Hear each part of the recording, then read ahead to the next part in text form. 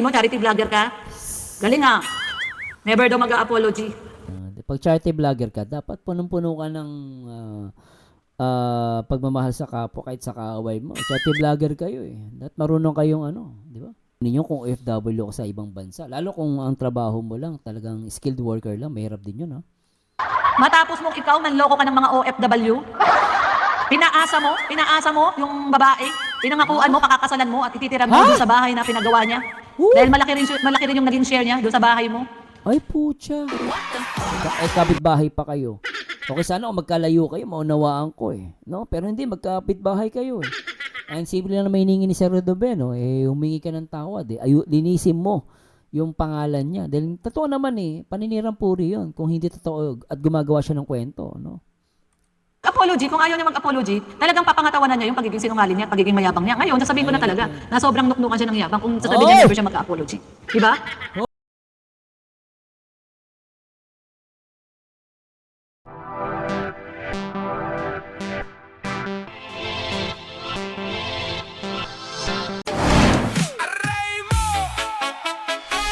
Hi guys, magandang araw. At ngayong araw guys, i-react mo natin si Ate Lorny.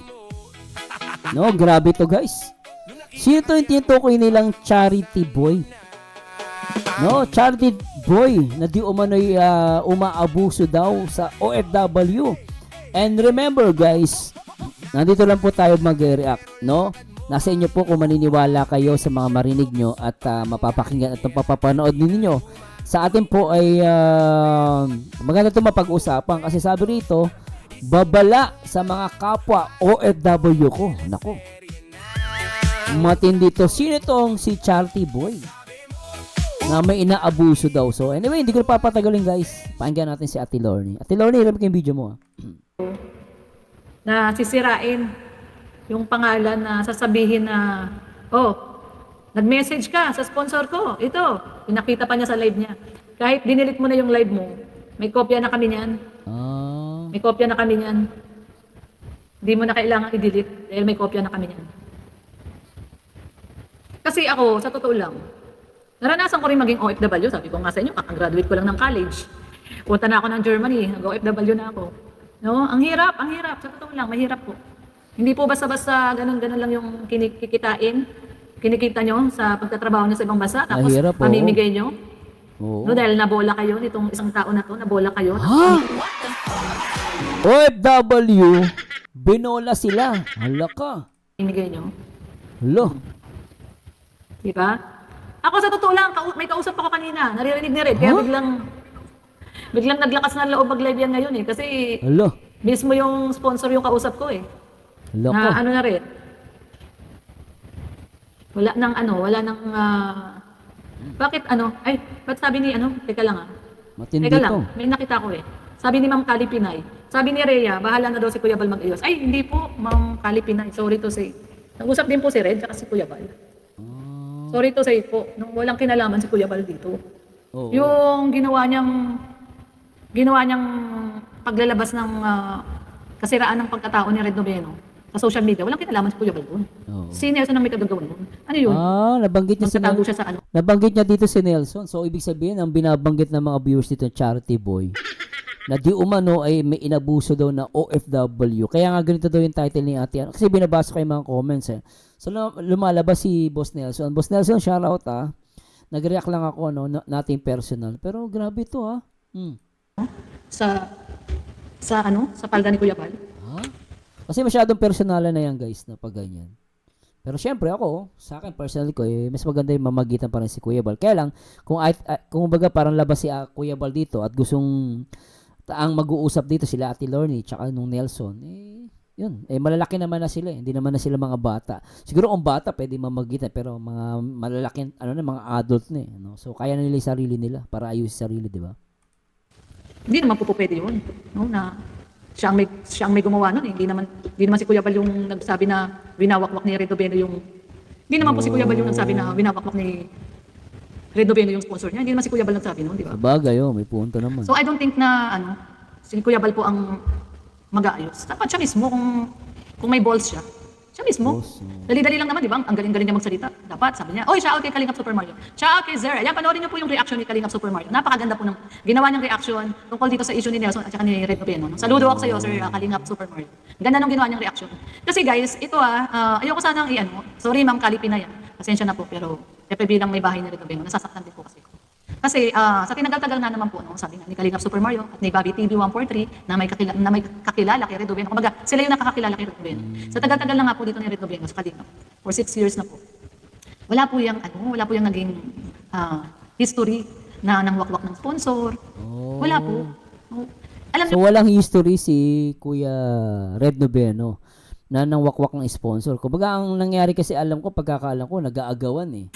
Parang agawan ng sponsor. At sinasabi nga ni Nelson last time na parang pinagbibintangan siya, no, na nagpakita daw ng itlog, no, para daw magkaroon ng ng aircon kung di nagkakamali.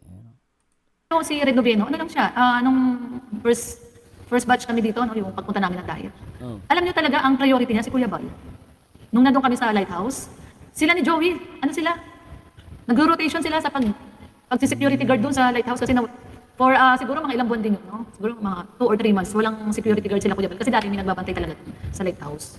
Even ngayon naman may nagbabantay, rotation, sila June, o sila Kuya June, no? Kilala niyo naman si Kuya June, yung kapatid ni Starax. Meron talaga nagbabantay doon, no? Even dati, yung si Bombay, nakahirap na ngayon, yan dati security guard yan doon. Tapos si Pastor, no, yung isa, yung karelyebo ni Bombay. Pastor. Tapos nung medyo nawala kasi natigil, may naging problema si Bombay. Si Red at saka si Joey yung nagro-rotation na nagbabantay doon. Kalingap Super Mario, shoutout ah. Tapos may panahon pa nga na na talagang bukod sa pagdadrive, nandun sila, halinhinan sila sa lahat, ginagawa, paglilinis ng sasakyan. So yung sinasabi nito ni Nelson na mag-charity kayo. Parang sinasabi niya kasi walang ginagawa. Diba? Parang sabi, parang pang ano na yun, pang-iinsulto na yung dating eh. Oo nga, parang ang dating Ate Lorny, hindi kayo nagcha-charity. Insulto nga yun. Siyempre, di ba? Diba? Kabago-bago mo, tapos mag-charity kayo, magsipag kayo. Magsipag kayo, mga kapitbahay ko, lahat ng kapitbahay ko dito, inggit sa akin kung ano meron ako. Pangit. Lahat ng kapitbahay ko sinabi niyo, pangit pakinggan. Di ba ng pangit pakinggan nun? Parang insulto yun, no? Hindi lang kala Ate Lorny, pati yung kung sino man yung kapitbahay niya doon. Matindi yun, ha? Diba? Para namang yun, grabe naman yun. Sabi ni Kalingap Super Mario, marami akong resibo, Ate Lorny, sa OFW girl na nabiktima ni Charity Boy. Oo, talaga. Actually, meron din ako, Kalingap Super Mario. Meron din po ako, may dalawa akong nakausap. Dalawa po. Bira to si, sinasabi ni Kalingap Super Mario, meron siyang resibo. So, kung totoo man itong sinasabi ni Kalingap, nasabi niyo, Kalingap Super Mario, pakibasa guys yun sa baba. Madami ako resibo, Lorny, sa OFW girl na nabiktima ni Charity Boy. Putik talaga, no? Resibo, no? Madami ako resibo, Ate Lorny, sa OFW girl na nabiktima ni Charity Boy. Yung tumawag sa akin. No? Yung ang isa na nakausap natin, 300,000. Silang dalawa lang Ha? 300,000? daw yun, yung nakaraan na talagang nagbili ng lupa, nagbigay ng yung sa lupa at saka pagpagawa ng bahay. Ako, kung totoo man to, paldo. Ha? 300, bibili mo OFW ka. Kung totoo man to, kasi hindi ko po alam yung both side eh. Kung totoo man to, 300,000, binigay ng sponsor, pabili na ng lupa. Ang bira. Ang tanong ko sa mga OFW sa kamag-anak nyo ba binibigay nyo yan? Ang bira. May dalawa akong nakausap. Dalawa po yun, tumawag sa akin. Dalawa? Yung ang isa na nakausap natin, 300,000. Silang dalawa lang daw yun, yung nakaraan na talagang nagbili ng lupa, nagbigay ng So 2 tao, 300,000. So 2 tao, no? Matindi na yun, ha? Kung totoo man to, 2. Matindi yun, guys. Oh. yung sa lupa at saka pagpagawa ng bahay. Yung isa nakausap namin, Nako po. daming kwento. Nako. 300,000 sa 2 tao. Ibinili ng lupa. Oh. Sabi ni Ma'am Kali Pinay, watch your vlog. Since then, both of you reactors pa kayo ni Red. Opo, nag-start naman po talaga kami bilang reactor. Oh. Nag-start po talaga kami bilang reactor ni Kuya Bal. Depender reactor kami ni Kuya Bal. Nung napunta kami dito sa Daet, doon na lang nag-start na nag-charity vlog si Red. Then, na-category siya sa charity vlogger, ako as reactor. Oh. So, ngayon, syempre, dahil nandito na rin naman tayo sa Daet, nagsasama-sama tayo sa mga misyon, yung mga misyon ni Kuya. Matindi to. Sabi ni Rexy Huber, Ma'am Rexy Huber, tama Lorny, huwag kayong papatapak sa isang baguang vlogger na mayabang. Ayan. Sabi ni Ma'am Bagwang vlogger na mayabang. Rexy, ayan. Anyway, yung pagiging mayabang niya naman, wala naman akong pakialam. Huwag lang siyang gagawa ng kwento. Oo. Kung Kung mayabang siya, wala naman problema yun. mayabang siya, iti bahala sa buhay niya kung gusto niya magyabang. Basta kami, huwag niyang gawa ng kwento. Basta Ate Lorne, may pagyayabang. Mahirap kasi magyayabang, wala pagyayabang. Tulad yan, lumalabas, galing daw sa sponsor 300,000. Kung galing sa sponsor yun, di mahirap magyabang. Okay, sana pinaghirapan mo, di ba? Pero kung magyayabang ka, walang-wala ka, pero nagkaroon ka dahil sa sponsor, mahirap magyabang nun, guys. Okay, sana pinagpaguran mo. Ako, nagbibis lang naman ako sa kwento ni Ate Lorne, di ba? Pero sabi ko, kung mayabang ka, okay lang, pinaghirapan mo. Hindi naman masama magyabang, di ba? Nandito na rin naman tayo sa daip, nagsasama-sama tayo sa mga misyon, mga misyon ni Kuya. Sabi ni Rexy Huber, ayan, Ma'am Rex. Ma'am Rexy Huber, tama, Lorne, huwag kayong tapak sa isang baguang vlogger na mayabang. Ayan. Sabi ni Ma'am Rexy, ayan. Anyway, yung pagiging mayabang niya naman, wala naman akong pakialam. Huwag lang siyang gagawa ng kwento. Kung mayabang siya, bahala sa buhay niya kung gusto niya magyabang. Basta kami, huwag niyang gawa ng kwento. May punto naman. Wag lang gagawa ng kwento. Tama naman yun. Kasi paninirang puri na yun. Yung pagyayabang, hindi naman ka naman makukulong. Kung nakita ba kayo nagyabang, nakulong. Walang ganon. Karapatan niya yun. Pero ang mali, gumawa ka ng kwento against sa ibang tao. Di ba? Diba? Huwag siyang gagawa ng kwento tapos ngayon hindi niya mapangatawanan. Sinabihan ko na siya ilang araw na. Linisin niya yung pangalan ni Red. Yun lang naman yung gusto ni Red Binibigyan pa nga siya ng chance ni Red Binibigyan pa siya ng chance ni Red. Gusto nang mag-legal action ni Red. Pero dahil nga magkakapitbahay, gusto pa siyang bigyan ni Red ng chance. Hinihingi lang ni Red. Linisin yung pangalan niya. Nako, para mag-research sa legal action. Magkapit-bahay naman pala kayo, di ba? Bakit hindi na lang magpatawaran, magpakumbaba sa isa't isa, di ba? Nakalive din si Nelson, sabi niya never daw siya mag-apology. Aba, hindi mo siya mag-apology. Kung ayaw niya mag-apology, talagang mahirap yan. Alam mo, mahirap yan. Yung ganyang mga mindset na hindi ka mag-apology. Gusto mo, mahirap yan. No, kahit alam mo tama ka, minsan kailangan mo gumawa ng action na magpatawad, ayusin. Alam mo kung bakit? Kasi nakakahiya nasa kalingap kayo Kumbaga, parang isipin mo na lang kay Kuya Bal. Kunwari, pare-paras na mga charity vlogger. Ang hinihingi lang naman ni Kuya Red Noveno, ayusin. Linisin yung pangalan niya. Ang problema, based sa mga nagko-comment, na hindi daw siya hindi daw siya, hindi niya ayusin, hindi siya magpapatawad. Tama ba? Ulitin nga natin. Anyway, yung pagiging mayabang niya naman, wala naman akong pakialam. Huwag lang siyang gagawa ng kwento. Kung mayabang siya, bahala sa buhay niya kung gusto niya magyabang. Basta kami, huwag niyang gawa ng kwento. Diba? Huwag siyang gagawa ng kwento tapos ngayon hindi niya mapangatawanan. Sinabihan ko na siya ilang araw na. Linisin niya yung pangalan ni Red. Yun lang naman yung gusto ni Red Binibigyan pa nga siya ng chance ni Red Binibigyan pa siya ng chance ni Red. Gusto nang mag-legal action ni Red. Pero dahil nga magkakapitbahay, gusto pa siyang bigyan ni Red ng chance. Hinihingi lang ni Red. Linisin yung pangalan niya. Nakalive din si Nelson, sabi niya never daw siya mag-apology. Aba, never mag-apology. Mahirap yan. For delikadesa na lang, no? Kay Kuya Bal. Di ba? Delikadesa na lang. Kasabi natin, tama ka. Mali si Sir Red Noveno. Ano ba naman na, di ba? Ikaw na magpatawad. Mas mabuti nga yun Tapos ayusin nyo na lang. Akala mo naman, matinding kasalanan ginawa ni Kuya Red Noveno sa'yo. Red Noveno, di ba? Akala mo naman may pinatay sa'yo, di ba? Wala naman Ayusin nyo yan. Mas maganda inaayos yan kaysa magpatigasa kayo ng ego ninyo. Delikadesa na lang kay Kuya Bal. Kabit-bahay pa kayo. Okay, sana kung magkalayo kayo, maunawaan ko No? Pero hindi, magkapit-bahay kayo Ang simple lang na may hiningi ni Sir Rodobeno, humingi ka ng tawad linisin mo yung pangalan niya. Dahil totoo naman paninirang puri yun. Kung hindi totoo at gumagawa siya ng kwento, no? Apology, kung ayaw niya mag-apology, talagang papangatawanan niya yung pagiging sinungaling niya at pagiging mayabang niya. Ngayon, sasabihin ko na talaga na sobrang nuknukan siya ng yabang kung sasabihin niya never siya mag-apology. Diba? Ayan, mga reactor, gawan niyo na ng reaction. Si Nelson, nas ubod ng yabang. Mayabang. Alam mo yung pagiging mayabang, walang patutunguhan yan. Ang sabi nga sa di ba, may kasabihan, ang dulo ng kayabangan, kaihiyan. Kaihiyan yan. Totoo lang. Promise. Ikaw mapapahiya, no? Nakalive din si Nelson, sabi niya never daw siya mag-apology. Aba, hindi daw siya mag-apology. Kung ayaw niya mag-apology, talagang papangatawanan niya yung pagiging sinungaling niya at pagiging mayabang niya. Ngayon, sasabihin ko na talaga na sobrang nuknukan siya ng yabang kung sasabihin niya never siya mag-apology. Diba? Ayan, mga reactor, gawan niyo na ng reaction. Si Nelson, nas ubod ng yabang. Nako po. Never daw mag-apology.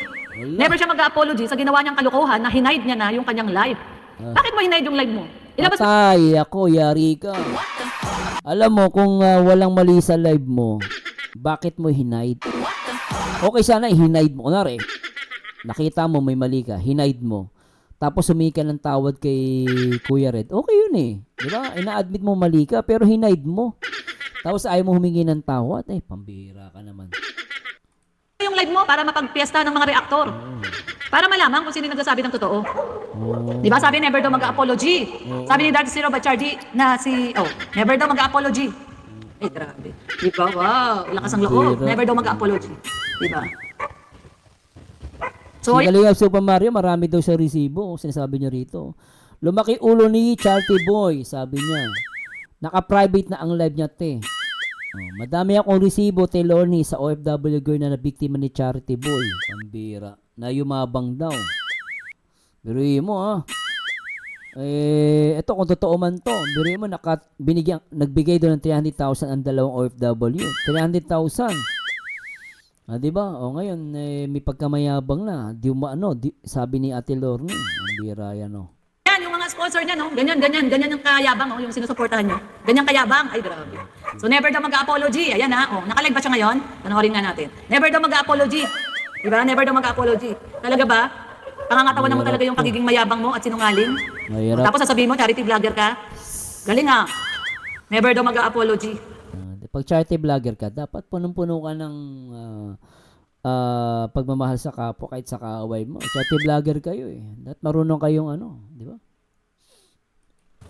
Ayan. Sige. Hirap yan? Sige, sabihin mo ngayon, sige.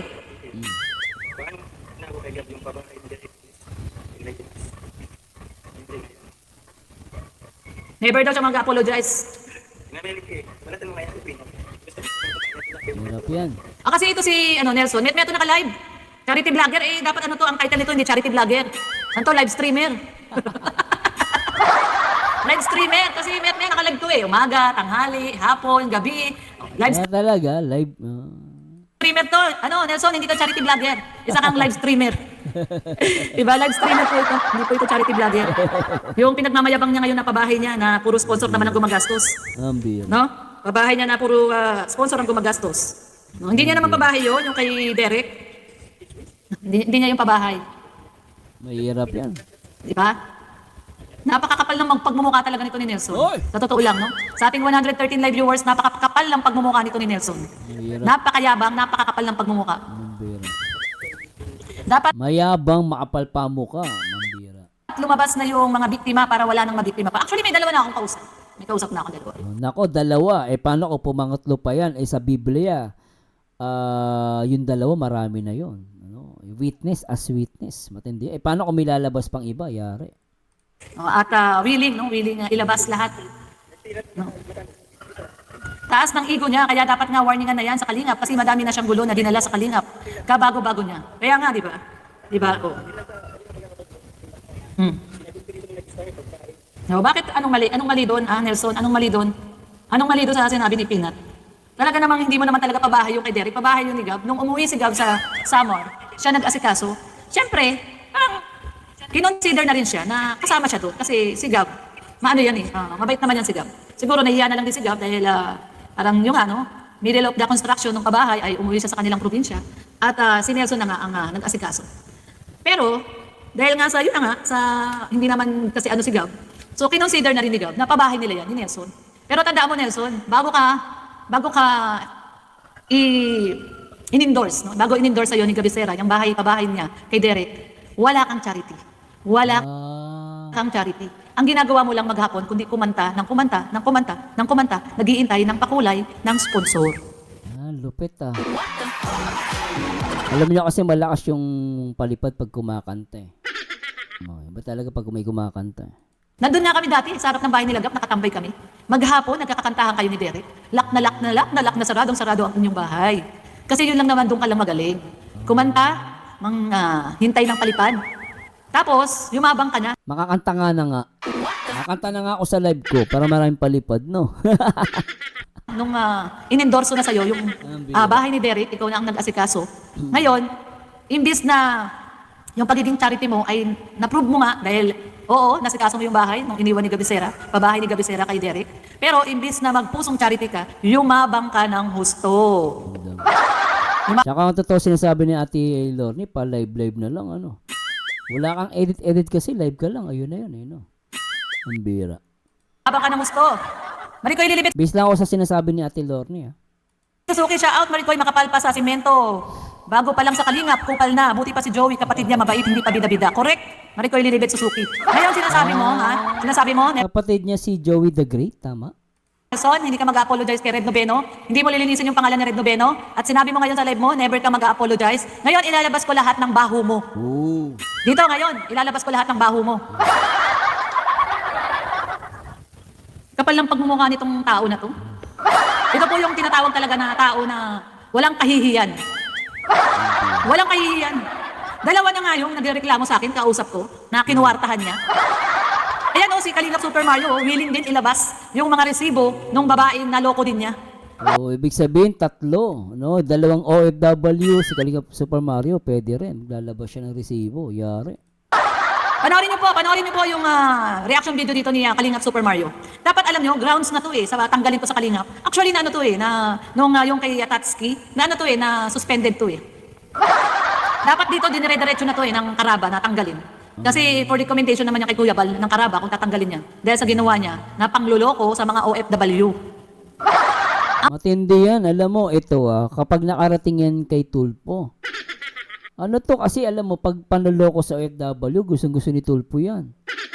Totoo lang guys, matindi to. Ang kapal ng mukha mo, Nelson. Ang kapal-kapal ng pagmumukha mo, sing kapal ng taba mo. Tsaka bili mo kung totoo man nung kinukwento ni Ate Lorne, 300,000 guys, malaking pera yun.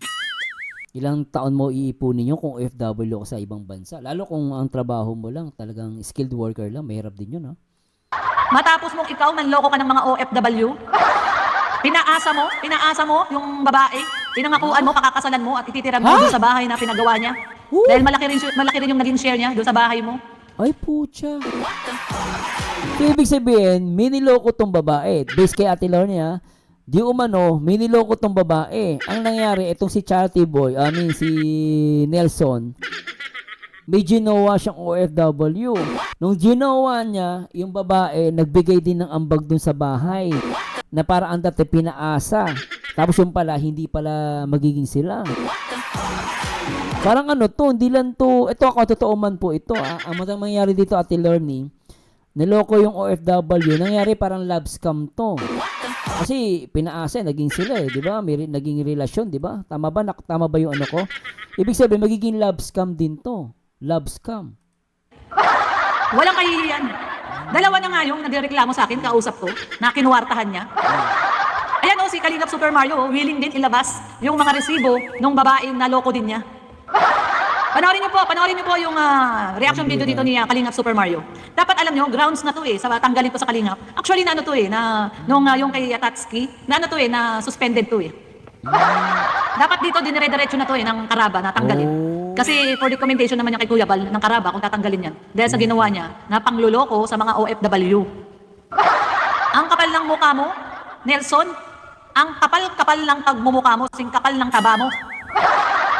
Matapos mong ikaw manloko ka ng mga OFW, pinaasa mo yung babae, pinangakuan mo, pakakasalan mo at ititira mo. Puta.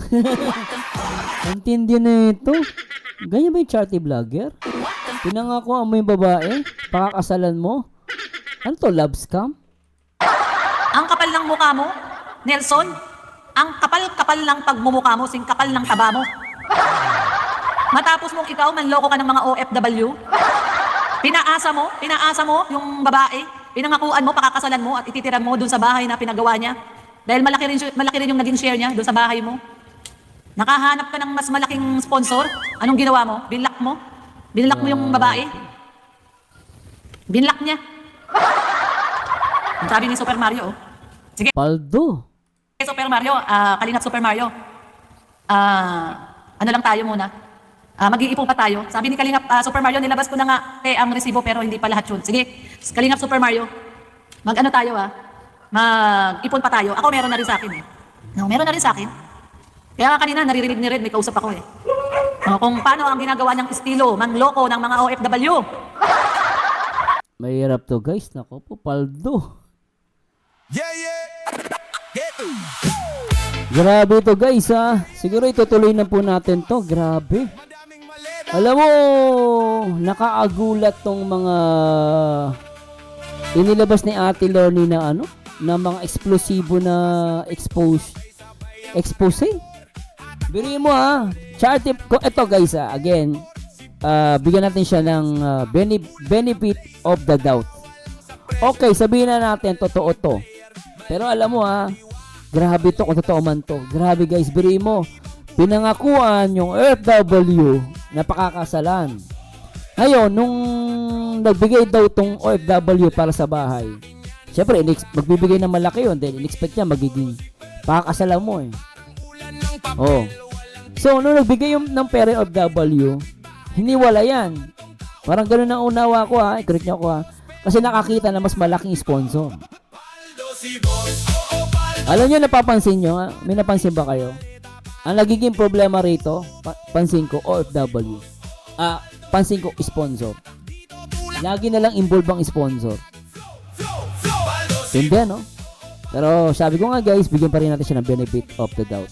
Kasi ako ay nag-react naman ako kay Ate Lorny. Hindi ko pa alam yung pinakabuong storya. Pero, ang hirap na ito guys. At sana maayos sila kasi talagang ang pangit tignan. Nakakahiya. Lalo kay Kuya Bal. At delikadesa na lang talaga guys. Kung natuusin ako, kung ako kay Nelson, may pagkasundo ka. Huwag mo hintayin na mag-viral ka. Kasi ito, tulad niya ngayon, nag-react na ako. Kasi medyo usap-usapan to. Normal, lahat ng reactor, i-react to. Ngayon, yari ka. Mahirap to. Kung ako sa'yo, kausapin mo si Ate Lorny sa si Sir Dubeno. Lalo si Kalingap Super Mario. Ready siyang maglabas ng resibo. Naku, yari ka rito.